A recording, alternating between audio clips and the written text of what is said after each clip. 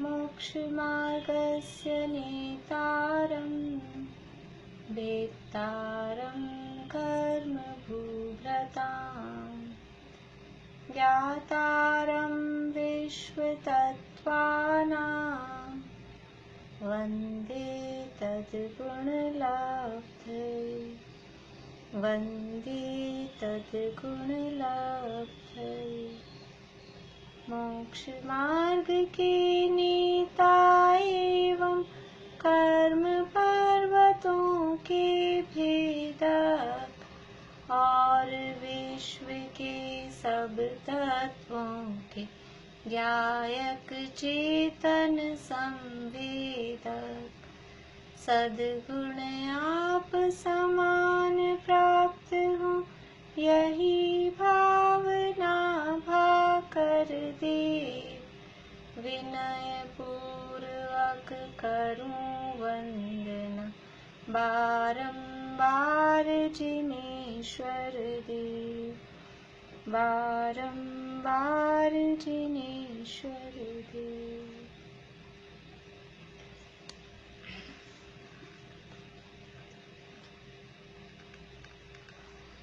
तत्वार्थ सूत्र तीसरा अध्याय मध्य लोक का वर्णन हमारा चल रहा है।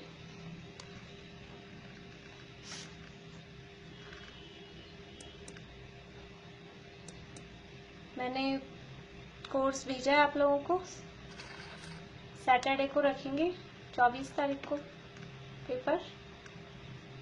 और अपनी जो बुक है देखिए, समझ लीजिए आप 70-80% तो बुक में से आएगा। तो जो सूत्र आपको बताए हैं उन सूत्रों का अर्थ और जो बुक में जो भी मैटर दिया है उससे रिलेटेड, हाँ ये वो 7 नंबर के सूत्र से लेके 26 नंबर के सूत्र तक वो तो आएगा ही। इसके अलावा फिर जो थोड़ा हमने जो थोड़ा पुस्तक में नहीं है, विदेह क्षेत्र की रचना, वो किस तरह से 32 देश होते हैं, और विजयात पर्वत की तो इसमें दी है, विजयात पर्वत वगैरह की भी काफी इसमें दिया है। थोड़ी बहुत है जो अपन ने एक्स्ट्रा पढ़ा है वो बाहर से आएगा।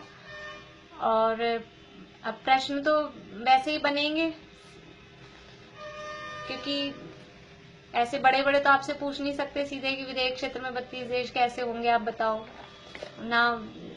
आप लोगों ने जिनने भी अगर कोई डायग्राम वगैरह बनाए हैं, कुछ काम किया है, तो आप मुझे भेजिएगा, मैं देखूंगी।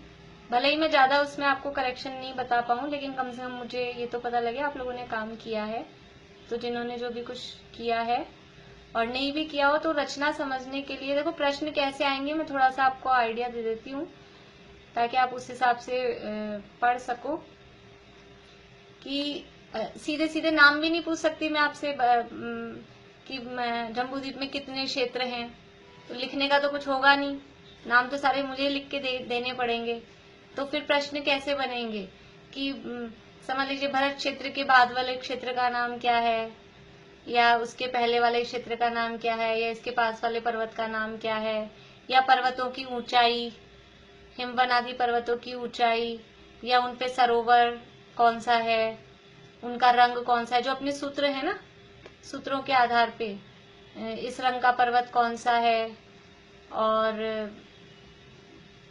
विदेह क्षेत्र में किस तरह से विभाजन हो रहा है, तो यानी बख्शार पर्वत और विभंगा नदियां हैं इस तरह से।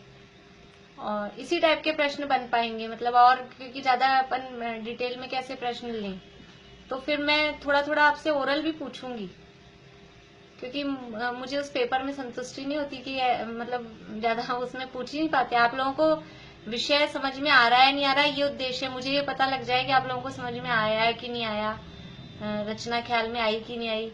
अभी फिर एक एक से ज्यादा पूछ नहीं पाते, स्ट्रेंथ भी है अपनी, और एकदम वैसा क्लासरूम नहीं है ना, तो अपन सबको एकदम ऐसा पूछ पाए वो पॉसिबल भी नहीं है।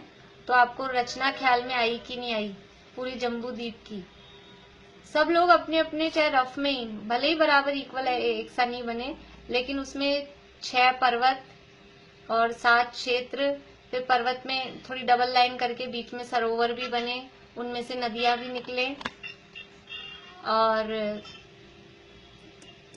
उसके बाद में जो विदेह क्षेत्र की रचना है, विदेह क्षेत्र की रचना किस तरह से विदेह क्षेत्र में 32 खंड हो रहे हैं, उत्तर कुरु, देव कुरु किस तरह से हो रहे हैं, वो रचना अपने को ख्याल में होनी चाहिए। विजयार्ड पर्वत की रचना, विजयार्ड पर्वत कितना ऊंचा है, कितना चौड़ा है, कितनी ऊंचाई पे जाने पर उसमें पहली कटनी आती है, फिर वहां कौन रहता है, फिर कितनी ऊंचाई पर जाने पर दूसरी कटनी आती है, वहां कौन रहता है, फिर उस पे कूटें कितनी हैं। तो ऐसे अपने को ख्याल में होना चाहिए। एक बार ख्याल में आ जाएगा तो इतना नहीं, एक बार आप हाथ से बनाएंगे ना तो याद भी हो जाएगी चीज। एक बार चाहे टेढ़ा मेढ़ा कैसा भी रफ में कोई बात नहीं, उसको आप बनाएंगे, उसको लिखेंगे तो फिर वो थोड़ा याद हो जाएगा। एक गोला बना के उसमें लाइनें करें, उसमें नदियां, कौन सी नदी पूर्व में जा रही है, कौन सी नदी पश्चिम में जा रही है। जब तक अगर आप ऐसा प्रैक्टिस नहीं करेंगे तो आपको पेपर देने में दिक्कत हो जाएगी नहीं तो, क्योंकि वो प्रश्न इसी टाइप के बनेंगे। मैं आपसे फिर एकदम से वो बोल बोल के आपको देखना पड़ेगा, या फिर आप अपने पास रफ पेपर रख लीजिए तो उसमें आप ड्रॉ करके पूर्व में कौन सी जा रही है, पश्चिम में कौन सी जा रही है, कौन से सरोवर से कौन सी नदी निकल रही है, वो आपको ख्याल में रखना पड़ेगा।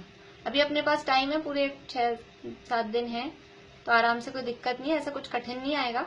लेकिन फिर भी किस तरह से आपको पढ़ाई करनी है वो मैं आपको बता रही हूँ। तो अपनी जो पुस्तक है उस पुस्तक के सूत्र, उसके अर्थ वो अच्छे से पढ़िए 2-3 बार। और उसके अलावा फिर वो जो नक्शा है, भले ही आप नहीं बनाते हैं खुद, तो कम से कम जो अपना नक्शा है जम्बूद्वीप वाला, उसमें फिर ध्यान से देखिए कैसे नदियां किधर निकल रही हैं, किधर जा रही हैं, कौन से क्षेत्र के बाद कौन सा क्षेत्र है, वो नाम याद होंगे तो हो जाएगा। तो 7 क्षेत्रों के, 6 कुलाचलों के, 14 नदियों के ये नाम बराबर, 6 सरोवरों के, फिर उनमें कौन सी देवियां रहती हैं, वो जो सूत्र में है सारी बातें, उस सूत्रों के आधार पे बिल्कुल उसी तरह से प्रश्न बनेंगे। इतनी बात है ये। तो अब अपन ने तो आगे, अभी सूत्र में केवल जम्बूद्वीप की रचना आएगी, अभी एग्जाम में जम्बूद्वीप की रचना आएगी, उसमें सुमेरु पर्वत की रचना अभी मैंने नहीं ली है, तो सुमेरु पर्वत वाला अभी आप छोड़ दीजिए। फिर अपन 2.5 द्वीप की जब लेंगे उसमें सुमेरु, 5 मेरु पर्वतों का फिर ले लेंगे। तो ये तो हो गई। और इसके बाद में फिर सेकंड, क्योंकि अपन ने पढ़ तो बहुत सारा लिया है, आगे तक की पढ़ाई कर ली है, इसलिए इसके बाद में फिर दिवाली आने वाली, दिवाली की छुट्टियां रखनी है। कैसा है सबका मूड?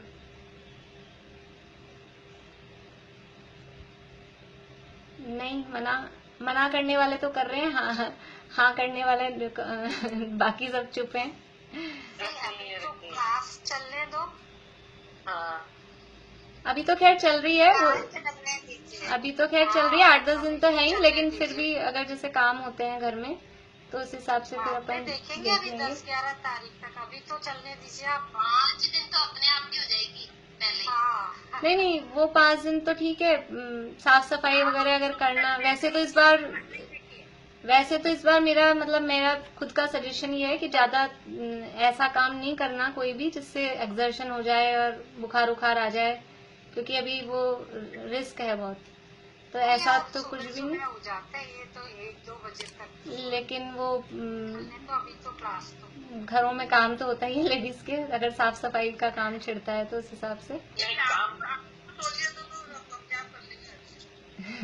आप अपना देखिए कि आपको छुट्टी करनी होगी।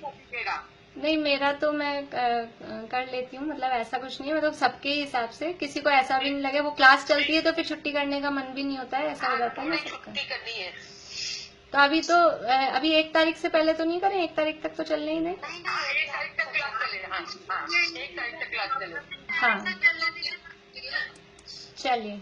तो अभी ये 24 को, मेरा तो मैं पेपर के हिसाब से पूछ रही थी, अभी 24 को एक पेपर ये रखेंगे अपन, तो फिर एक और पेपर, क्योंकि फिर विषय अपना काफी हो गया है, इसलिए फिर अपन समझ लीजिए 30-31 तक दूसरा पेपर रख लेंगे, है ना, क्योंकि अपना 6 काल वाला भी प्रकरण आ गया। इसके बाद अभी आगे बढ़ेंगे अपन, ये 2.5 द्वीप का भी हो गया है, और फिर अभी लवण समुद्र, कालोदरी समुद्र की रचना वो भी पढ़ेंगे, तो फिर वो बहुत पीछे होता जाएगा, इसलिए।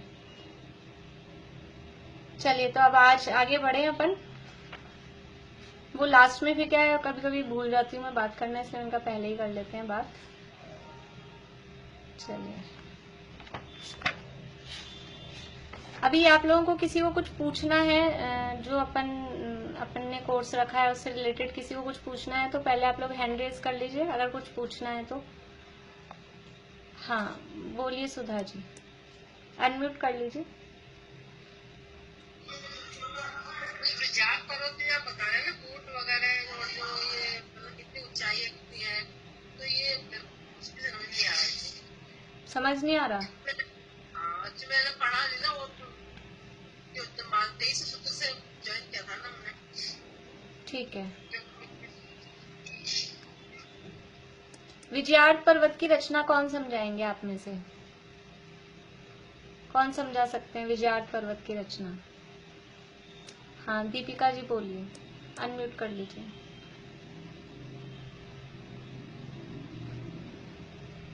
विजयार्ड पर्वत हेमवत के बीच में, हेमवत भारत क्षेत्र के बीच में है और इसकी नीचे जो चौड़ाई है वो 50 योजन है और हाइट 25 योजन है और 10 योजन की ऊंचाई पर कटनी है और उसमें वो विद्याधर मनुष्य रहते हैं।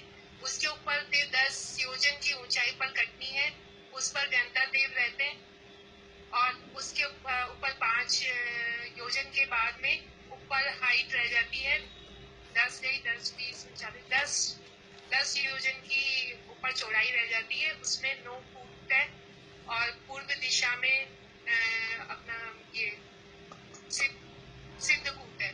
बढ़िया बढ़िया। देखिए, इसको विजयार्ड पर्वत क्यों कहते हैं?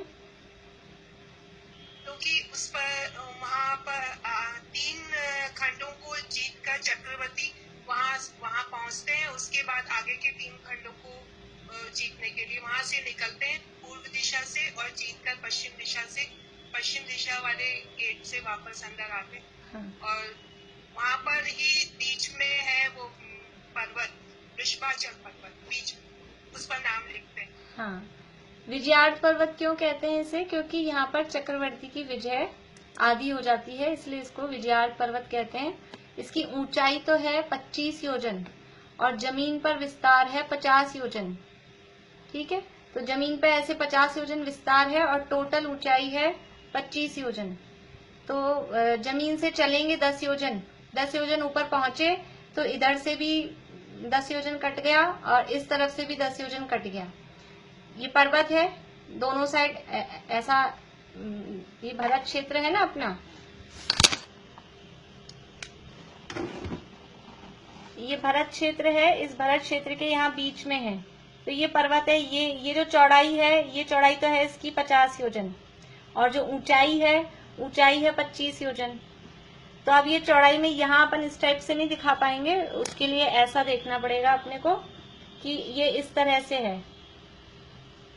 तो ये तो है 50 योजन की चौड़ाई और यहाँ ये 10 योजन की ऊंचाई पर चले तो ये 50 योजन में से 10 योजन इधर कम हुआ, 10 योजन इधर कम हुआ। तो ये 10 योजन का यहाँ पर फ्लैट प्लेस है, यहाँ पर भी फ्लैट प्लेस है और फिर 10 योजन ऊपर चढ़े। तो ये जो यहाँ 10-10 योजन के फ्लैट प्लेस हैं, यहाँ पर विद्याधर मनुष्यों के यहाँ नगर हैं, विद्याधर मनुष्य यहाँ रहते हैं। फिर वापस 10 योजन ऊपर चलेंगे तो फिर से ये 10 योजन इधर कट हो गया, 10 योजन इधर कट हो गया और तो 10 योजन जो कट हुआ है यहाँ पर रहते हैं व्यंतर देव, यहाँ रहते हैं व्यंतर। और फिर अब बची है 5 योजन की हाइट, 5 योजन की हाइट पर ये ऊपर पहुंचेंगे तो 10 योजन ही बचेगा। भाई 10 यहाँ कम हुआ, 10 यहाँ कम हुआ, 50 में से 20 कम हो गया, फिर 10 यहाँ कम हुआ, 10 यहाँ कम हुआ तो 20 और कम हो गया, तो 50 में से 40 तो कम हुआ, तो यहाँ बच गया केवल 10 योजन का विस्तार। शिखर पे जो विस्तार है, शिखर पे चौड़ाई, विजयार्ड पर्वत के शिखर पर चौड़ाई कितनी बची उसकी? 10 योजन। जमीन पे थी 50 योजन की चौड़ाई और ऊपर पहुंचते पहुंचते चौड़ाई बच गई है 10 योजन की। और ऊंचाई टोटल 25 योजन है ही। और यहाँ पर 2 कटनियां, इसको बोलते हैं कटनियां या 2 श्रेणियां भी कहते हैं। तो पहली कटनी या पहली श्रेणी पर विद्याधरों के नगर हैं और दूसरी कटनी या दूसरी श्रेणी पर व्यंतरों के निवास हैं। और ऊपर जो शिखर पर है 9 कूटे हैं, उसमें पूर्व दिशा वाली कूट पर सिद्धकूट या सिद्धायतन कूट है। तो इस तरह से विजयाट पर्वत की रचना होती है और इसको रजताचल भी कहते हैं। चांदी के जैसा ये पर्वत है और यहाँ पहुंचकर चक्रवर्ती की विजय आधी हो जाती है, इसलिए इसे विजयाट पर्वत कहते हैं। और एक और पर्वत है वो वृषभाचल, ये समझ लीजिए पद्म सरोवर है, यहाँ से ये नदियां निकली। तो वृषभाचल कहाँ है? वृषभाचल है यहाँ म्लेच्छखंड में, ये है आर्यखंड। आर्यखंड कहाँ है, म्लेच्छखंड कहाँ है? अभी आपको ऐसे बोर्ड पे तो पूछ नहीं सकते, एग्जाम में कैसे पूछेंगे, तो कैसे बताएंगे? आर्यखंड कहाँ है? कोई लोकेशन बता सकता है? मुंह से बोलकर लोकेशन बतानी है। आर्यखंड कहाँ है? बोलिए चित्रा आंटी। 1 मिनट, अनम्यूट करिए, आप करिए अनम्यूट। हाँ, दक्षिण में। पूरा ढंग से बताइए, किसी को कुछ नहीं पता, ये चित्र दिख नहीं रहा। अब आपको आर्यखंड कहाँ है, एड्रेस बताना है पूरा। भारत क्षेत्र के दक्षिण में, बीच। हाँ, किसके दक्षिण में? भरत क्षेत्र में विजयाट पर्वत के दक्षिण में बीच वाला, विजयाट पर्वत के दक्षिण में बीच वाला जो खंड है उसका नाम आर्यखंड है। ऐसा अभी मुंह से बोल के ऐसे ही लोकेशन बतानी पड़ेगी अपने को, कैसे बताएंगे? ठीक है।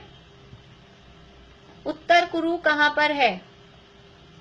उत्तर कुरु कहाँ पर है? बोलिए शीला भाभी।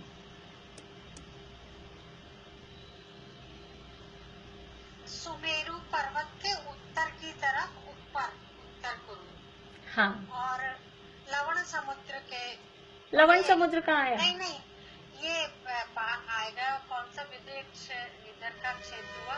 निषद नील। हाँ, नील पर्वत के दक्षिण में और सुमेरु पर्वत के उत्तर में।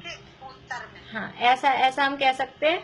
और बताना हो तो गजदंतों के बीच में। हाँ, ऐसा भी बता सकते हैं। बढ़िया।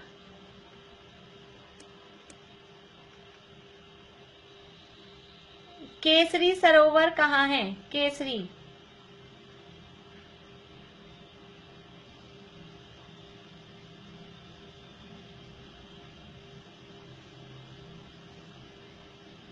हाँ बोलिए, ये सुधा जी नाम है, मैंने, आप अनम्यूट कर लीजिए,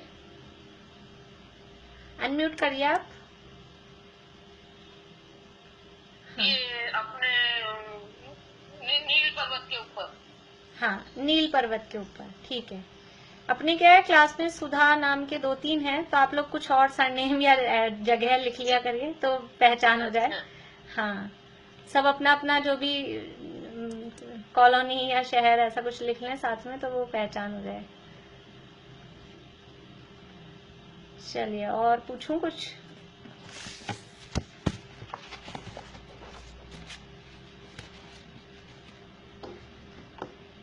तपाए हुए सोने के रंग का पर्वत कौन सा है?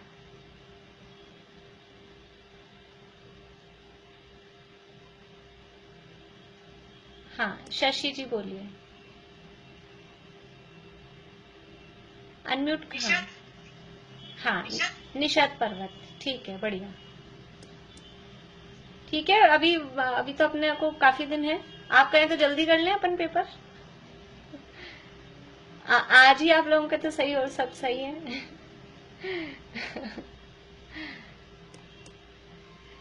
चलिए, अभी और किसी को कुछ पूछना है?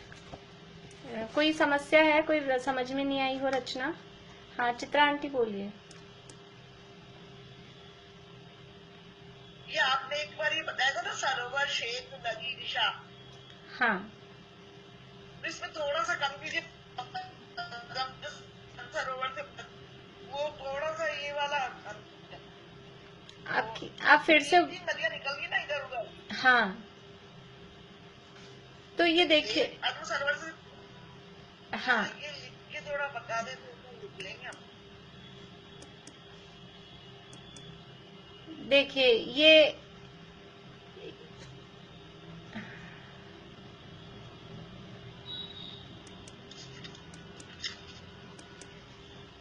ये हिमवन पर्वत है। हिमवन पर्वत पे पद्म सरोवर है। एक पद्म सरोवर से 3 नदियां निकलती हैं और एक जो ऐरावत समझ लीजिए ये शिखरी पर्वत पर जो पुंडरीक सरोवर है, इस पुंडरीक सरोवर से 3 नदियां निकलती हैं। बाकी सारे सरोवरों से 2-2 नदियां निकलती हैं। तो ये जो पद्म सरोवर है, इससे एक निकलती है गंगा, वो पूर्व में जाती है। दूसरी निकलती है सिंधु, वो पश्चिम में जाती है। और तीसरी निकलती है रोहितास्या, वो भी पश्चिम में जाती है। ठीक है। और जो ये पुंडरीक सरोवर है, इस पुंडरीक सरोवर से एक निकलती है रक्ता। ये रक्ता जाती है पूर्व में, फिर रक्तोदा ये पश्चिम में, और एक निकलती है स्वर्णकुला। ये स्वर्णकुला पूर्व में जाती है। इस तरह से 3 नदियां हैं, बाकी सबसे 2-2 नदियां हैं। और वो जो सूत्र है द्वयोर द्वयोर पूर्वहा पूर्वगा, तो नाम अपने को याद है, गंगा सिंधु रोहित रोहितास्या हरित हरिकांता। तो उसमें से जो पहला नाम है वो पूर्व में जाएगा, जो दूसरा नाम है वो पश्चिम में जाएगा। मैं इसीलिए कह रही हूँ, आप जैसे सूत्र, आप कोई चित्र मत खोल के रखिए, आप सूत्र पढ़िए और सूत्र के आधार पर आप अपना नक्शा खुद बनाइए। जैसे सूत्र में आ गया द्वयोर द्वयोर पूर्वा पूर्वगा, तो आपको नाम याद है, तो गंगा नदी कहाँ जाएगी, वो पूर्व में। फिर सिंधु नदी कहाँ जाएगी, पश्चिम में। फिर ऐसे नारी किस पूर्व साइड में, नरकांता पश्चिम साइड में। और फिर वो कहाँ से निकल रही है, वो अपने आप आपको क्लियर हो जाएगा। आप अपने हाथ से एक बार करेंगे तो जो ऐसी समस्या है वो ठीक हो जाएंगी, दिक्कत नहीं है। चलिए, और किसी को कुछ पूछना है?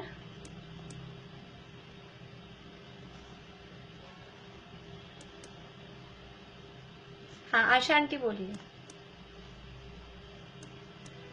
अनम्यूट करिए आंटी। अनम्यूट नहीं हुआ आपका। हाँ अब आ रही है। हाँ, ये जो विचार में जो 10 वो योजन वाली जो कटनी हट गई नीचे, हाँ, उसमें जो नीचे वाला हिस्सा है उसमें भी कुछ रहते हैं या वो खाली है? जो सबसे नीचे बॉटम में जो एरिया है, ये तो जमीन है ना। हाँ, उसमें कोई नहीं रहता है। जमीन, जैसे जमीन पे तो फिर इधर वो आर्यखंड का हिस्सा है और मलेच्छखंड का हिस्सा आएगा। उसमें कोई नहीं है वहां तो रहेंगे। देखिए जैसे नहीं, उसमें विद्याधर वगैरह थोड़ी है। नहीं, विद्याधर तो यहाँ ऊपर ही रहेंगे, यहाँ ऊपर ही। और ये है ना जमीन, ये जमीन है। तो यहाँ इधर आर्यखंड का हिस्सा है, यहाँ मलेच्छखंड का हिस्सा है। तो वो यहाँ मलेच्छ लोग रहते हैं, यहाँ आर्य लोग रहते हैं, वो रहते हैं। जैसे पर्वत के एरिया में वो नहीं रहते। नहीं, वो नीचे से तो नीचे पर्वत तो यहाँ से चालू हो गया, तो दीवार आ गई। यहाँ तो पर्वत की दीवार आ गई ना, तो जमीन तो उधर मलेच्छखंड में ये ऐसे दीवार आ गई यहाँ तो पर्वत की। और फिर वो ऐसा इस जगह आके समझ लीजिए वो कटनी हुई, तो फिर वो यहाँ रहेंगे ऐसा। एक बार विदेश क्षेत्र की भी वो अच्छा, और वो क्षेत्र, हाँ विदेश क्षेत्र के बताने हैं, ठीक है आपके। हाँ हाँ, ज्योति जी आप बोलिए, फिर विदेश क्षेत्र बताती हूँ। 1 मिनट में अनम्यूट करती हूँ, बोलिए। दक्षिण पूर्व के साइड में वो जो बचा हुआ ट्रायंगल, उत्तर पूर्व और दक्षिण पूर्व के साइड में जो ट्रायंगल है, वो एरिया का डिटेल कुछ है? हाँ, वो भद्रसाल वन का है, अभी बताती हूँ फिर से। हाँ ज्योति जी बोलिए। वो दीदी, मुझे तो वो मलेच्छखंड में काल परिवर्तन जो होता है ना, चौथा काल कैसे चलता है वो पूछना था। देखिए, वो चौथे काल के प्रारंभ से लेके चौथे काल के अंत तक की स्थिति जितना चेंज होता है मलेच्छखंडों में, जब यहाँ चौथा काल शुरू होता है अवसर्पणी का, तो वहां पर भी वही चौथे काल के स्टार्टिंग, अवसर्पणी वाले स्टार्टिंग की जैसी स्थिति रहती है। और अवसर्पणी में जैसे जैसे टाइम गुजरता जाता है, एक कोड़ाकोड़ी सागर का जो टाइम है 42,000 वर्ष कम करके, वैसे वैसे वहां पे भी उसी हिसाब से आयु में, हाइट में, अनुभव वगैरह में, सब में उस हिसाब से वहां भी डाउनफॉल होता जाता है। अभी क्या हुआ, चौथा काल खत्म हुआ यहाँ पर, तो वहां पे भी वो चौथे काल के लास्ट वाली स्थिति वही 7 हाथ की ऊंचाई और 120 वर्ष की आयु ऐसी वहां रह गई। अभी वहां वही कांस्टेंट है। अभी यहाँ 5वां काल चल रहा है, तब वहां वही कांस्टेंट है। छठा चलेगा तब भी वहां तो छठा आएगा नहीं, वहां वही कांस्टेंट रहेगा। फिर वापस जब उत्सर्पणी का पहला आएगा दुखमा तब भी वही रहेगा। फिर उत्सर्पणी का दूसरा जो दुखमा काल आएगा तब भी वही रहेगा। फिर जब उत्सर्पणी का तीसरा दुखमा सुखमा काल आएगा तब फिर वहां बढ़ना चालू हो जाएगी, क्योंकि तीसरे में बढ़ना चालू। वो उत्सर्पणी में तो वही काल आएगा ना। काल का नाम वो है दुखमा सुखमा। जिस काल में तीर्थंकर चक्रवर्ती आदि होते हैं वो वाले हिसाब से, तो जब अवसर्पणी का वो काल होगा, वो अवसर्पणी का चौथा है, तो वहां उस हिसाब से घटता हुआ चलेगा। उसके बाद में वो स्थिर हो जाएगा और फिर जब उत्सर्पणी आएगा और यहाँ के जीवों की आयु हाइट और वो बढ़ेगी तब वहां पे भी बढ़ना चालू हो जाएगी। और वो एक कोड़ी सागर अप्रोक्सीमेट वो उतना बढ़ेगा वहां पर।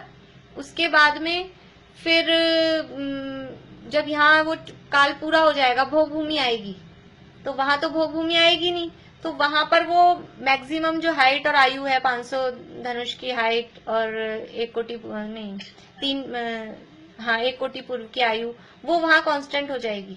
और उसके बाद में जब यहाँ भोग भूमियों का काल रहेगा, 2 कोड़ी सागर, 3 कोड़ी सागर, 4 कोड़ी सागर, फिर वापस अवसर्पणी का 4 कोड़ी सागर, 3 कोड़ी सागर, 2 कोड़ी सागर, तब तक वहां उतनी ही बनी रहेगी। और फिर जब अवसर्पणी का चौथा आएगा फिर घटना चालू होगी। ऐसे वहां वो स्थिर बनी रहती है। ये म्लेच्छ खंड। हाँ, अभी हाँ शशि जी बोलिए। मैं आपका एक प्रश्न पहले भी था ना। हाँ, जैसे अपन इसको ऐसे समझ सकते हैं क्या, जैसे अंतिम तीर्थंकर से प्रथम तीर्थंकर और प्रथम तीर्थंकर से अंतिम तीर्थंकर, हाँ, वो जो हाँ है ना, हाँ हाँ, उसी हिसाब से देखिए। एक तो विधेय क्षेत्र बताना है और एक आपका वो गजदंतों के पास का एरिया। हाँ पारुल, आपको क्या पूछना है? बस ये आप बोलिए, फिर पहले विधेय क्षेत्र की रचना बताती हूँ। बोलिए पारुल। भाभी मुझे एक तो ये पूछना था, सिर्फ सुमेरु नहीं आएगा, बाकी पूरा आएगा? जम्बूद्वीप, केवल जम्बूद्वीप की रचना पूरी आएगी, 2.5 द्वीप की नहीं आएगी। जो अपन ने अभी बाद वाला पढ़ा है ना, काल चक्र भी नहीं आएगा। यानी सूत्र नंबर 26 है ना, 26 नंबर सूत्र तक का काल चक्र वाला है 27 में, 26 नंबर सूत्र तक का आएगा। यानी जम्बूद्वीप की रचना है। और जम्बूद्वीप की रचना में वैसे तो सुमेरु पर्वत भी आता है, लेकिन अभी अपन ने सुमेरु पर्वत को अलग रखा, फिर 2.5 द्वीप की रचना में उसको ले लेंगे। ठीक है, अब आप ये विधेय क्षेत्र की रचना देख लीजिए, उसी में वो आ जाएगा।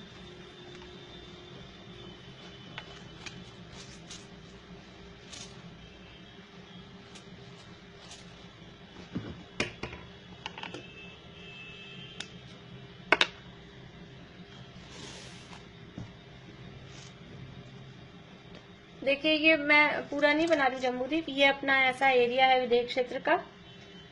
बीच में है सुमेरु पर्वत और ये क्या यहाँ जगह छोटी रहती है तो मैं इसको हाफ इतना ही बनाती हूँ। आप समझ ऐसे समझिए, ये है सुमेरु पर्वत ऐसा, तो इधर थोड़ी अपने को जगह ज्यादा मिल जाएगी। ये सुमेरु पर्वत है, इसके इधर और ऐसा समझ लें अपन कि इधर भी है। और ये यहाँ गजदंत पर्वत है।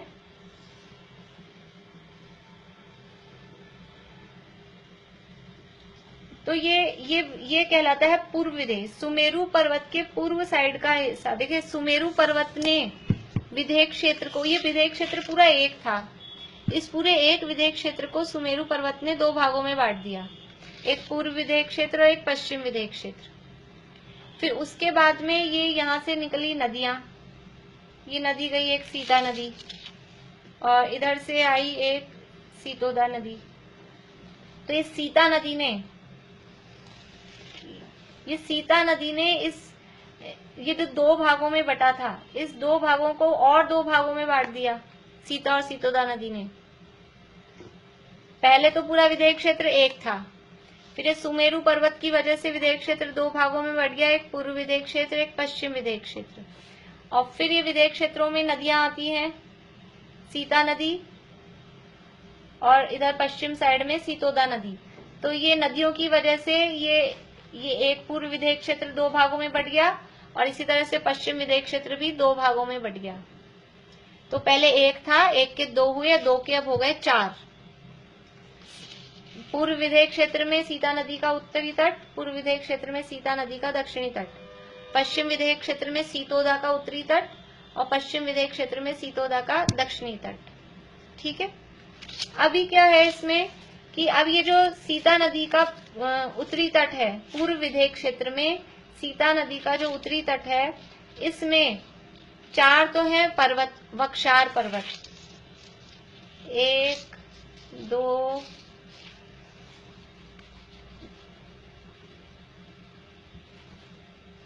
1 2 3 और ये चार वक्षार पर्वत हैं।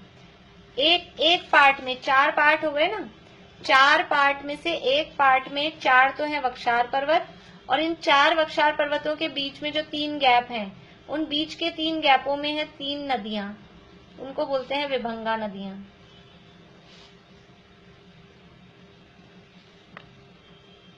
तो अब ये जो एक पार्ट था, इस एक पार्ट के भी 8 हिस्से हो गए, 1 2 3 4 5 6 7 और 8, ऐसे ये 8 हिस्से इनके हो गए। तो ये विदेह क्षेत्र में पहले 2 भाग थे, पूर्व विदेह क्षेत्र, पश्चिम विदेह क्षेत्र। फिर पूर्व विदेह क्षेत्र में जो सीता नदी का उत्तरी तट था, उस सीता नदी के उत्तरी तट में भी 4 वक्षार पर्वत और 3 विभंगा नदियां, इनके कारण से ये सीता नदी के उत्तरी तट में 8 देश हो गए। और ऐसे के ऐसे 4 वक्षार पर्वत और 3 विभंगा नदियां ये सीता नदी के दक्षिणी तट पर भी हैं। तो इससे ये नीचे जो सीता नदी का दक्षिणी तट है, वहां पर भी फिर से 8 हिस्से हो गए। तो ये एक साइड में हो गए 16 हिस्से और इसी तरह से 16 हिस्से हैं पश्चिम विदेह क्षेत्र में, सीतोदा नदी के उत्तरी और दक्षिणी तट पर। तो इस तरह से विदेह क्षेत्र में एक विदेह क्षेत्र था, वो पहले 2 भागों में बटा, फिर 4 भागों में बटा और फिर वो इस तरह से होके 32 भागों में बट गया। तो एक एक विदेह क्षेत्र का ये एक एक देश 32 देश हो गए। ये एक एक देश एक एक भरत क्षेत्र जैसी इसमें फिर रचना है, यानी कि एक एक देश में जैसे भरत क्षेत्र में 6 खंड हैं, वैसे ही यहाँ पर भी एक बीच में विजयार्ड पर्वत है और गंगा और सिंधु नदियां। तो एक एक देश में फिर से 6-6 खंड हो गए और वही जो विजयार्ड पर्वत के दक्षिण के बीच वाला हिस्सा है, ये आर्यखंड है, बाकी 5 म्लेच्छ खंड हैं।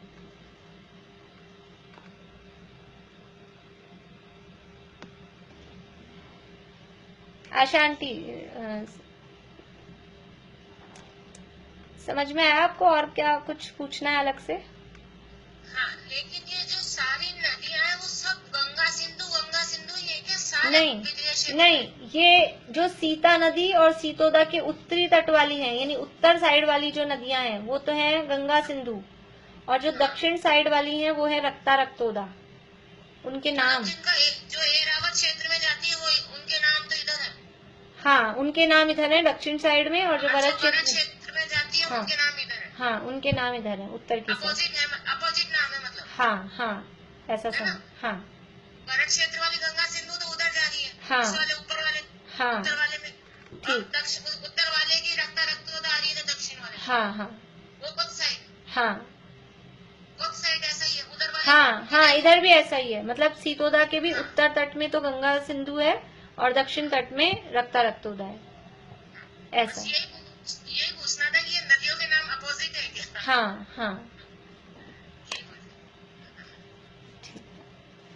हाँ, बोलिए शशि जी, बोलिए, अनम्यूट करिए आप। आवाज नहीं आ रही। हाँ, रक्ता ऊपर वाली होगी, उत्तर वाली कि नीचे वाली? नीचे दक्षिण वाली में रक्ता रक्तोदय।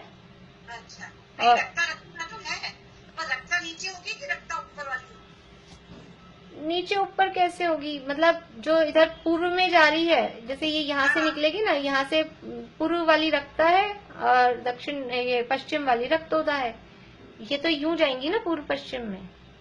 अच्छा, ये तो यूं आएंगी ना ये नदियां, तो इस तरह से मतलब उत्तर दक्षिण इस तरह से। तो रक्तोदय कौन सी है, रक्ता कौन सी है? राइट हैंड वाली रक्ता है, लेफ्ट हैंड वाली रक्तोदय है। अच्छा। दीपिका जी बोलिए। विजयार्ड पर्वत का इसमें जो सिचुएशन है वो जरा सा थोड़ा समझा। ये विजयार्ड पर्वत, ये जो देश है ना, एक देश हमने देखा, ये विजयार्ड पर्वत ऐसे ही बीच में, जिस तरह से भरत क्षेत्र में, हाँ, जैसे भरत क्षेत्र में पूर्व पश्चिम फैला है, भरत क्षेत्र में जैसे पूर्व पश्चिम फैला है, वैसे ही यहाँ पे भी विजयार्ड पर्वत पूर्व पश्चिम ही है। और जिस तरह से वहाँ 25 योजन ऊंचा है, 50 योजन चौड़ा है, वैसे ही यहाँ पे भी 50 योजन चौड़ा, 25 योजन ऊंचा, सेम वैसा ही है।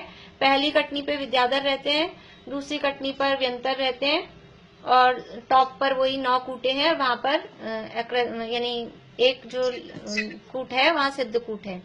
एक थोड़ा सा माइनर फर्क इनमें क्या है, मैंने बताया नहीं था आपको, बता देती हूँ।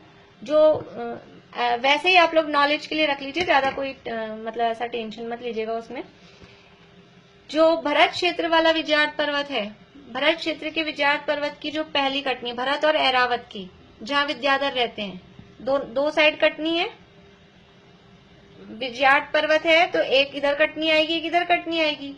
तो भरत और ऐरावत क्षेत्रों की कटनियों में एक साइड में 50 नगर हैं, एक साइड में 60 नगर हैं विद्याधरों की।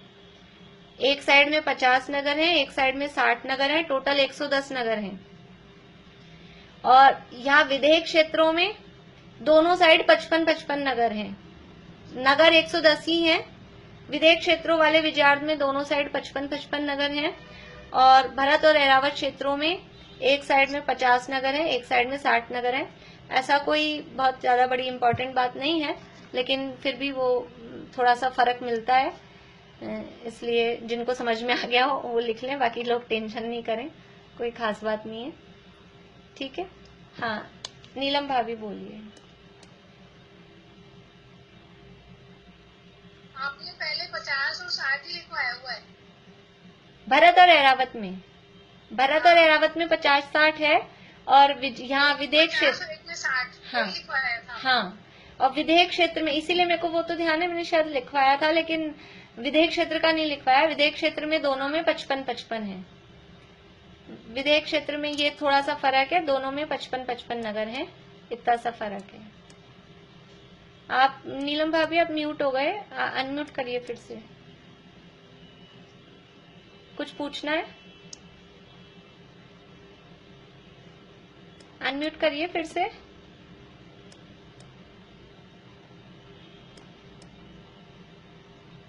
ये कहती, जो इधर वाली है ये भी रक्तोदय होगी, जो सीता नदी तरफ आएगी। इधर वाली तो कैसे पता लगेगी? अब आप उत्तर या दक्षिण कौन सी कह रहे हैं? भाई एक तो जैसे उत्तर में जा रही है, ये तो गंगा सिंधु है ऊपर वाली को। उत्तर में जा नहीं रही है, ये देखिए ये नील पर्वत है, ये नील पर्वत से जो आ रही हैं ये तो है गंगा सिंधु, और जो निषद पर्वत से आ रही हैं वो है रक्ता रक्तोदा। जो निषद पर्वत से आ रही हैं वो है रक्ता रक्तोदा। ठीक है। हाँ, चमेली आंटी बोलिए।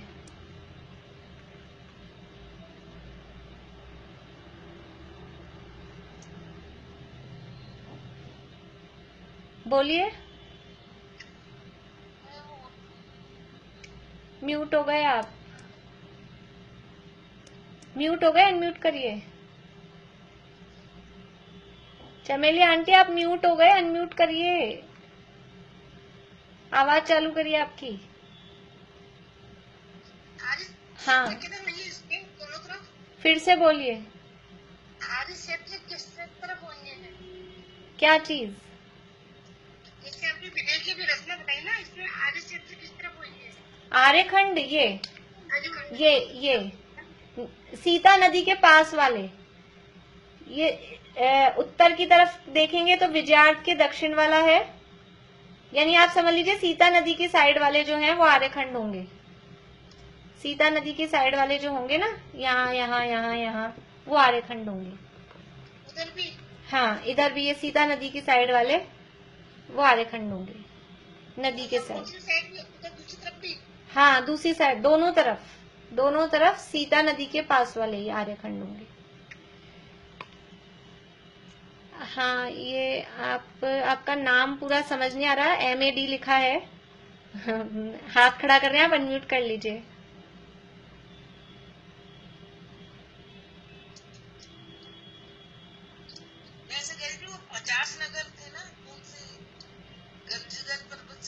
गजंत नहीं, देखिए जो ये विजयार्ड पर्वत है ना, विजयार्ड पर्वत भरत और ऐरावत क्षेत्रों में, भरत और ऐरावत क्षेत्रों में विजयार्ड पर्वत है।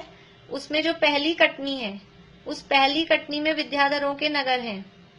पहली कटनी पर 10 योजन की ऊंचाई पे पहुंचेंगे, पहला जो कट आएगा वहां पर विद्याधरों के नगर हैं। तो भरत और ऐरावत क्षेत्रों के विजयार्डों में, ऐसा लिख लीजिए आप लोग, भरत और ऐरावत क्षेत्रों के विजयार्ड में पहली कटनी पर एक साइड में 50 नगर, एक साइड में 60 नगर।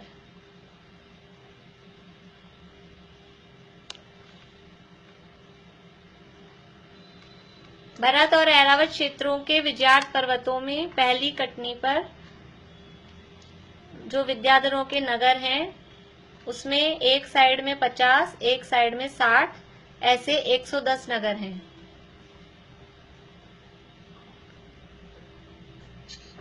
और विदेह क्षेत्र में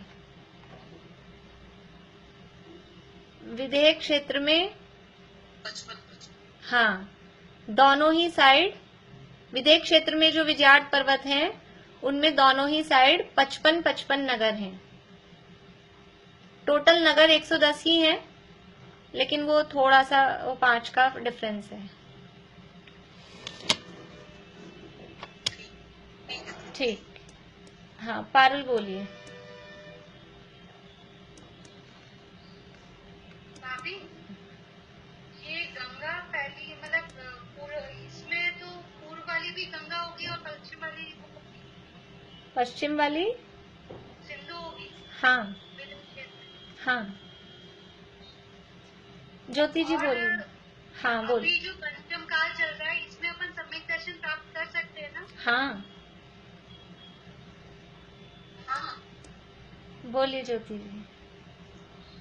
एक्चुअली एक तो मुझे ना पूछा कि सारे जो कुलाचल है ना, उनपे कूट की अलग अलग संख्या है ना, तो वो संख्या जैसे पहले वाले पे तो 11 कूट है ना? हाँ, है ना? ऐसे वो फिर दूसरे वाले पे शायद 8 है, तीसरे वाले पे हाँ हाँ, ऐसा ही, ऐसा ही है। हाँ हाँ हाँ। और दूसरा जैसे ये एक तो जो अभी आप बता रहे थे ना, इसकी रचना विदेह क्षेत्र में एक क्षेत्र की रचना का ही थोड़ा सा ऐसे अलग से बना देगी ना, जिससे ये समझ में आए कि ये आर्यखंड है, ये विजयार्ड पर्वत है, इसमें से नदियां कहाँ पड़ती। ठीक ठीक, ये और कंफ्यूज हो गया पहले तो। ठीक है। हाँ, शशि जी बोलिए।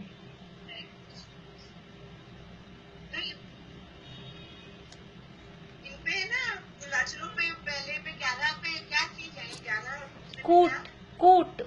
कूट बनी हुई है ना वो। और दूसरे बात इनका बता देंगे क्या? हाँ, लिखवाए थे पहले 11, 8, 9 ऐसे। पहले पे 11, फिर दूसरे पे 8, फिर तीसरे पे 9, फिर वो वापस रिपीट होंगे 9, 8, 11 वापस से। बेला जी बोलिए।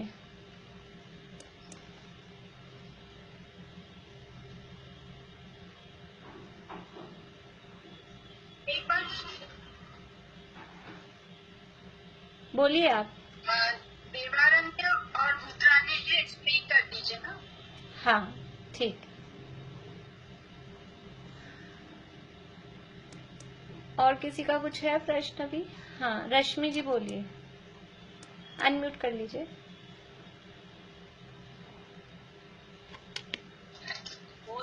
बताया था ना, एक आर्यखंड और बाकी सब मलेच्छ खंड है।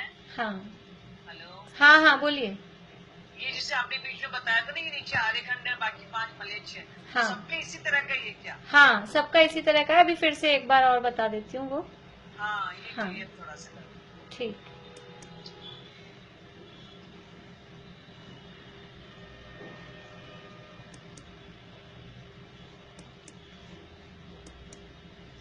देखिए नक्शा है, स्क्रीन पे आ रहा है।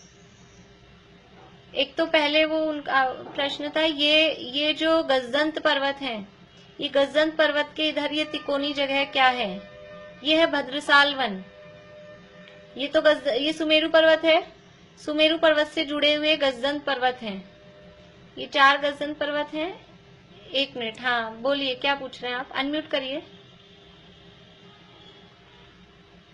नहीं, वो तो उसके बाद में वो जो बचता है, ये वाली, ये साल वन के बीच में जो, हाँ ये वाली, ठीक है।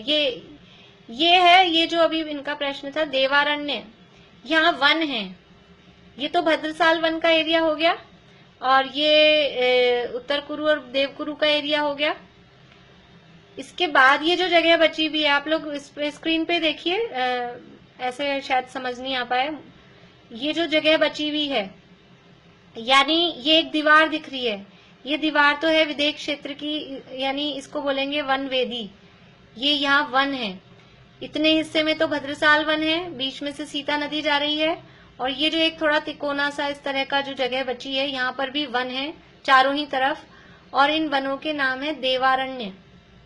अरण्य का अर्थ होता है वन, और देवों का वन है तो देवारण्य, ऐसा इस तरह का। यहाँ सब व्यंतर भवनवासी आदि देव लोग यहाँ पर उन लोगों के समझ लीजिए पिकनिक स्पॉट्स हैं, व्यंतर देवों के, भवनवासी देवों के, अथवा सौधर्म आदि स्वर्ग के भी देव आ जाते हैं, तो वो उन लोगों के पिकनिक स्पॉट है। वो यहाँ पर फार्म हाउस है उनके, समझ लीजिए, वो आते हैं, टाइम पास करते हैं, मस्ती करते हैं। तो यहाँ ये वन है, और इस वन की ये बाउंड्री है, ये वेदी है, वन वेदी इसका नाम है। इसी तरह ये दूसरा है, ये यहाँ देखिए लवण समुद्र के पास में, लवण समुद्र के पास में भी दोनों साइड ही, पूर्व विदेह में भी और पश्चिम विदेह में भी, दोनों साइड ही लवण समुद्र के पास में यहाँ पर भी एक बाउंड्री वॉल है।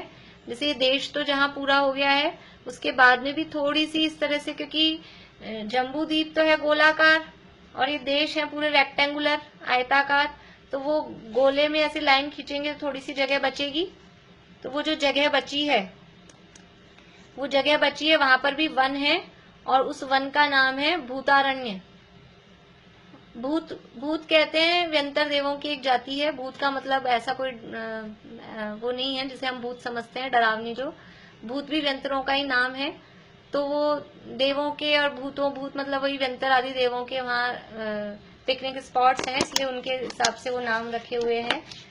अरण्य का अर्थ वन होता है। तो यहाँ पर भी इस तरह से जो भी खाली स्पेस जो एक्स्ट्रा बची हुई है, पूर्व विदेह में भी और पश्चिम विदेह में भी, दोनों ही साइड ये इस तरह से, ये यहाँ पर भी देखिए पूर्व विदेह क्षेत्र में भी यहाँ पर खाली जगह है, और इधर भी खाली जगह है, यहाँ पर ये वन है। हो गया आपको क्लियर, जिनका भी प्रश्न थे? ठीक है। और क्या था ये, हाँ ज्योति जी का, ये देखिए, इसमें अगर आपको समझ में आता है तो पहले इसमें देख लीजिए, फिर बोर्ड पे बता देती हूँ। ये एक देश हमको दिखाई दे रहा है, कच्छा नाम का देश है। ये पर्वत है वक्षार पर्वत। इस वक्षार पर्वत से लेके ये बाउंड्री वॉल है, ये यहाँ से यहाँ तक का ये एक देश है। इसमें ये बीच में तो है विजयार्ड पर्वत, पूर्व पश्चिम। देखिए विजयार्ड पर्वत जितने भी हैं वो पूर्व पश्चिम फैले हुए हैं। विजयार्ड पर्वत सभी पूर्व पश्चिम फैले हुए हैं। इस तरह से आड़ी, अपने को अपने शब्दों में कहें हम, आड़ी लाइन, स्लीपिंग लाइन ही बोलेंगे ना, इसे स्लीपिंग लाइन जैसे हैं। और ये बीच में विजयार्ड पर्वत है, और यहाँ नील पर्वत से 2 नदियां निकल रही हैं। एक ये गंगा नदी पूर्व दिशा में निकलती है और ये सीता नदी में आके मिल रही है, और दूसरी है सिंधु नदी, वो इधर पश्चिम दिशा से निकल के सीता नदी में आके मिल रही है। तो वही यहाँ 6 हिस्से हो गए हैं, ये 1 2 3 4 5 और 6। तो ये जो बीच वाला विजयार्ड पर्वत के दक्षिण में बीच वाला जो हिस्सा है वो आर्यखंड है। और आर्य खंड है, और यहीं पे तीर्थंकर आदि होते हैं, यहीं से मोक्ष गमन आदि का काम होता है। बाकी के जो 5 खंड हैं विदेह क्षेत्रों में भी, यद्यपि विदेह क्षेत्र में हमेशा चौथा काल चलता है और कभी भी वहां से मोक्ष जा सकते हैं, लेकिन पूरे के पूरे विदेह क्षेत्र से नहीं जा सकते हैं। विदेह क्षेत्र में भी जो ये आर्य खंड होगा, इस आर्य खंड में उत्पन्न जीव ही मोक्ष जाते हैं, मोक्ष जा सकते हैं। तो ये जो विजयार्थ पर्वत के बीच वाला जो हिस्सा है वो आर्य खंड है। इसी तरह से नीचे दक्षिण का देख लीजिए, एक ये सीता नदी है, इस सीता नदी के दक्षिण में वही एक वक्षार पर्वत है। ये वक्षार पर्वत अलग है, ये उत्तर वाला अलग है, दोनों जुड़े हुए नहीं है, इसीलिए एक का डायरेक्शन इधर बनाया गया है, दूसरे का डायरेक्शन इधर बनाया गया है। नहीं तो वो ऐसे लगता है कि जैसे जुड़े हुए हैं, बीच में से नदी निकल गई, ऐसा नहीं है। बराबर वक्षार पर्वत 4 उत्तर में, 4 दक्षिण में, 8, फिर इसी तरह से 4 इधर सीतोदा के उत्तर में, 4 सीतोदा के दक्षिण में, इस तरह से 8, ऐसे ये 16 वक्षार पर्वत हैं। तो ये वक्षार पर्वत है, बीच में यही पूर्व पश्चिम फैला हुआ विजयार्थ पर्वत है। अब यहाँ निषद पर्वत से एक रक्ता नदी निकल रही है पूर्व दिशा में, और दूसरी है रक्तोदा नदी। ये 2 नदियां निकली और इधर सीता नदी में आके मिल गई। और यहाँ विजयार्थ पर्वत के उत्तर वाला, यहाँ से अपन देख के बोलेंगे तो ये विजयार्थ पर्वत के उत्तर वाला हिस्सा आर्यखंड होगा। सीता नदी के दक्षिण दिशा में जो भी देश हैं विदेह क्षेत्र में, उसमें विजयार्थ पर्वत के उत्तर वाला हिस्सा आर्यखंड है, और सीता नदी के उत्तर में जो भी देश हैं उनमें विजयार्थ पर्वत के दक्षिण वाला वो आर्यखंड है। ठीक है, इस तरह से इधर भी और उधर भी। अभी बोर्ड पे बताऊं, समझ में आ गया? आ गया समझ में? ठीक है। हाँ, और क्या प्रश्न था आप किसी का? रश्मि जी, आपका क्या था प्रश्न? हो गया? हो गया समाधान? ठीक है। हाँ, और किसी के प्रश्न है तो बोलिए। हाँ बोलिए, सुधा जी, अनम्यूट करिए। एक बार कुलाचलों का विस्तार बता दीजिए ना। कुलाचलों का विस्तार तो जैसे भरत क्षेत्र का है 526 से 6/19, तो उसका डबल ये यहाँ शायद अपने दिया है किताब में। कुलाचल पर्वत का नीचे से मतलब चौड़ाई। हाँ, तो वो ठीक है, मैं इसमें देख के, नहीं तो फिर मैं आपको कहीं से फोटो खींच के भेज दूंगी, जैसा वो पूरा चार्ट होगा ना। हाँ, और कौन हैंड रेज कर रहे थे? चमेली आंटी। हाँ चमेली आंटी बोलिए, अनम्यूट कर लीजिए। मैं ये कहना चाहती हूँ कि जैसे ये 32 देश है, इनकी नदियों के नाम भी याद करें क्या? नहीं, नगरियों के नाम याद करने की जरूरत नहीं है, बहुत सारे नाम हो जाएंगे, नगरियों के नाम याद नहीं करने। हाँ मधु जी बोलिए, मधु जी नाम है ना आपका, बोलिए। हैंड रेज कर रहे थे अभी आप, अनम्यूट करिए।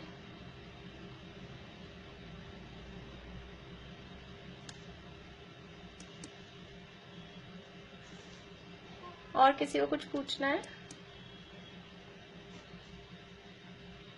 आशा जी बोलिए।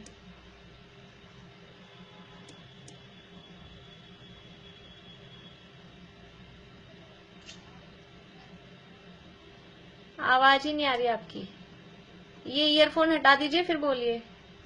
हाँ आपने जो आर्यखंड समझाया था ना अभी, हाँ, आर्यखंड एक बार वापस बता दूं? ठीक है। हाँ बोलिए, मीना चाची बोलिए। म्यूट हो गए आप, अनम्यूट करिए।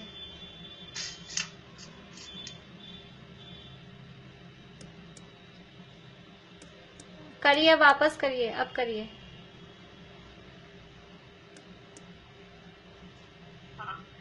ये जो आपने बताया कि गंगा, सिंधु और रक्तोदा, तो ये पूर्व पश्चिम में किस तरह से होगी? कौन सी पूर्व में और कौन सी पश्चिम में?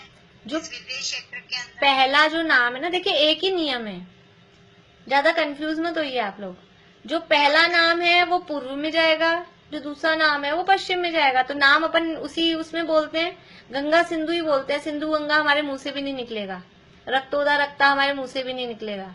रक्ता रक्तोदा में पहला जो नाम है वो पूर्व की तरफ है, जो दूसरा नाम है वो पश्चिम की तरफ है। ऐसे कंफ्यूज मत होइए आप लोग, ऐसे कंफ्यूज हो जाएंगे, घबराएंगे।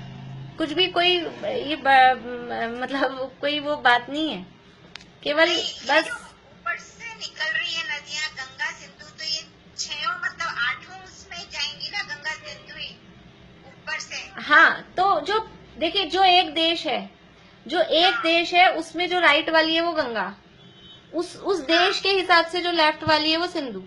फिर दूसरा देश लीजिए, फिर दूसरे देश में जो राइट वाली है वो गंगा, फिर जो लेफ्ट वाली आएगी वो सिंधु। राइट लेफ्ट हम अपने हिसाब से बोल रहे हैं, वो पूर्व पश्चिम ऐसा, ठीक है ना। हर देश को अलग अलग समझेंगे तो हर देश के हिसाब से ये राइट, ये लेफ्ट, तो ये पूर्व, ये पश्चिम, ठीक है। हाँ, बोलिए सुधा जी, अनम्यूट करिए आवाज। हाँ, सरोवर आप जो बता रहे हैं, 6 सरोवर तो है, महापत 6 सरोवर है, बाकी 14 सरोवर कौन से हैं? 26 सरोवर बताया था ना आपने मुझे। 14 सरोवर कौन से बताए मैंने? और 26 सरोवर, 26 सरोवर कहाँ बताए? 20 बताए होंगे। मैंने तो नहीं बताया। और कौन से सरोवर हैं? और किसी को ध्यान है भाई 26 सरोवर कौन से हैं?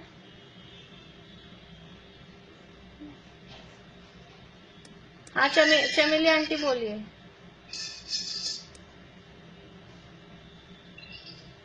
आपने नदियां बताई थी। हाँ, वो तो 14 तो नदियां तो है ही, और 12 गंगा नदियां मिला के 26 हो गई है। 14 तो नदियां हैं ही। नदियां और सरोवर दोनों में तो फर्क है, एक ही है। अलग है ना। सरोवर देखिए, सरोवर तो पौंड तालाब है, नदी तो जो बहती है, सरोवर बहता नहीं है। 6 तालाब तो है ही ना, जैसे बाद में 6 तालाब हैं और 14 महानदियां हैं। उसके अलावा फिर ये नदियां अलग हैं, विभंगा नदियां अलग हैं, वो सब अलग हैं। और बक्सारगृह मतलब 16 बक्सारगृह है। हाँ,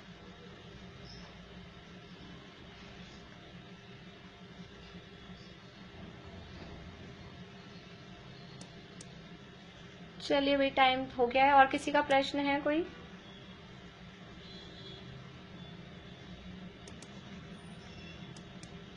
मैं सबको अनम्यूट कर रही हूँ, अगर मैं किसी को नहीं देख पा रही हूँ तब आप खुद बोल लीजिए। हाँ, पारुल बोलिए।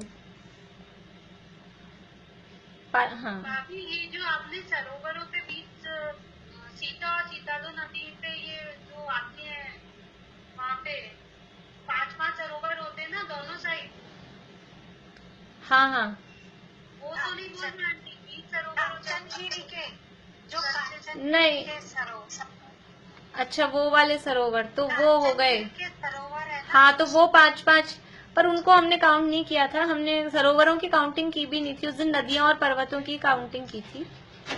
ये 6, हाँ, वो कांचनगिरी, वो जो सीता और सीतोदा नदी के यहाँ जो सरोवर आते हैं इधर, ठीक है, वो 20 हो जाएंगे और ये 6 उस हिसाब से। हाँ, क्या बताना है? आर्यखंड की रचना। हाँ,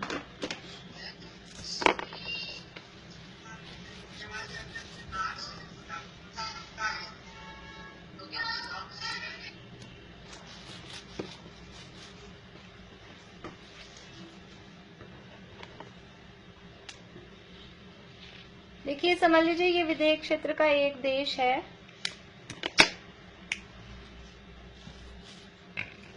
ये इधर नील पर्वत है, ये इधर सीता नदी है, ये सीता नदी है, ये नील पर्वत है, ये बीच में है विजयार, और ये है यहाँ वक्षार पर्वत, ठीक है। ये वक्षार पर्वत है, ये बाउंड्री वॉल है, ये पहले नंबर का देश है, समझ लीजिए। तो ये बीच में तो है विजयार्ड पर्वत, ये विजयार्ड पर्वत है बीच में, और इस नील पर्वत से एक यहाँ से निकली गंगा नदी इस तरह से, और एक निकली है सिंधु नदी। तो ये 6 खंड हो गए, अब ये जैसा भरत, अब आपको ये भरत क्षेत्र जैसी रचना दिख रही है कि नहीं दिख रही है? भरत क्षेत्र जैसी रचना है। तो जैसे भरत क्षेत्र में ये विजयार्ड पर्वत के दक्षिण वाला ये आर्यखंड होता है, वैसे ही यहाँ पर भी ये सीता नदी के जो उत्तरी तट है वहां पर ये बीच वाला आर्यखंड है। ठीक है, और ये सारे ये म्लेच्छ खंड है, 5 म्लेच्छ खंड है, 1 आर्यखंड है। ये है सीता नदी का उत्तरी तट, नील पर्वत के दक्षिण वाला हिस्सा। तो ये यहाँ ये विजयार्ड पर्वत के दक्षिण वाला आर्यखंड है। अब इसी को हम इधर वाला बनाते हैं एक।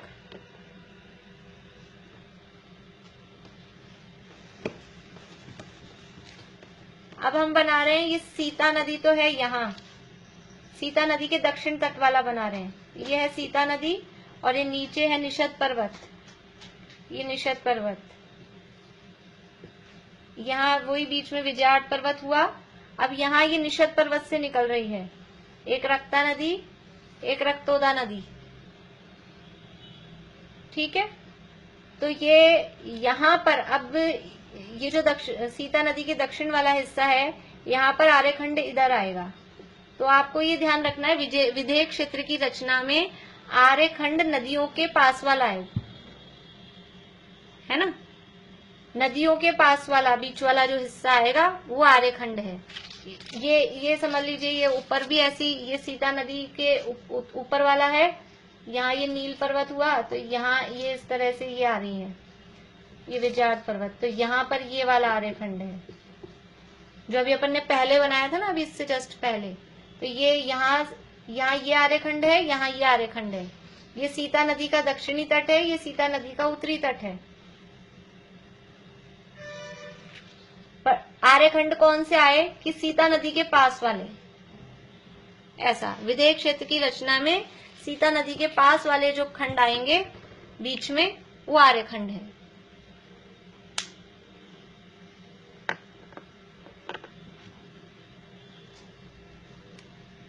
चलिए,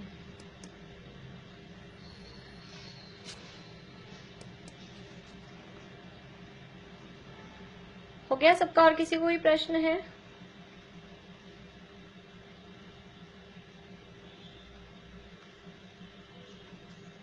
चलिए यहीं पूरा करते हैं, फिर अपन अभी सूत्र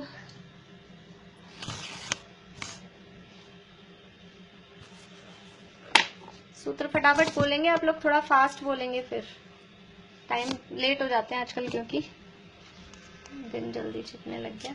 चलिए पारुल स्टार्ट करिए, पारुल के बाद में ज्योति जी।